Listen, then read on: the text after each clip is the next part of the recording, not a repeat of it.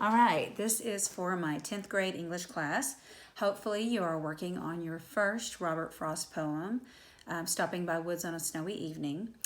Today I want to talk to you a little bit about the second poem that you will need to memorize, and this is the last one that you'll have to memorize. This one is a little harder than the first one, and we're going to talk about why in just a little bit.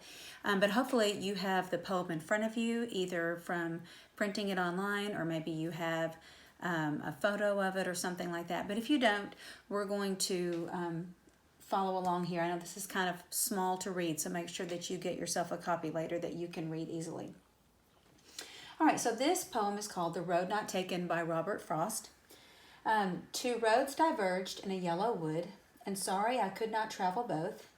And be one traveler long I stood, and looked down one as far as I could to where it bent in the undergrowth.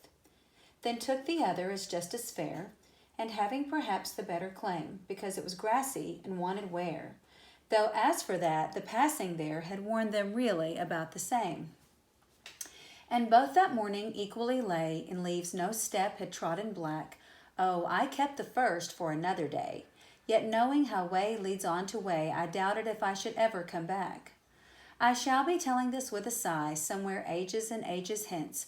Two roads diverged in a wood, and I took the one less traveled by, and that has made all the difference. All right, so a couple of things I want to point out today. First of all, if you think about rhyme scheme, one reason this poem is a little bit harder is because the rhyme scheme is not what we would normally expect in a poem. It's definitely different from the first one that we read this week.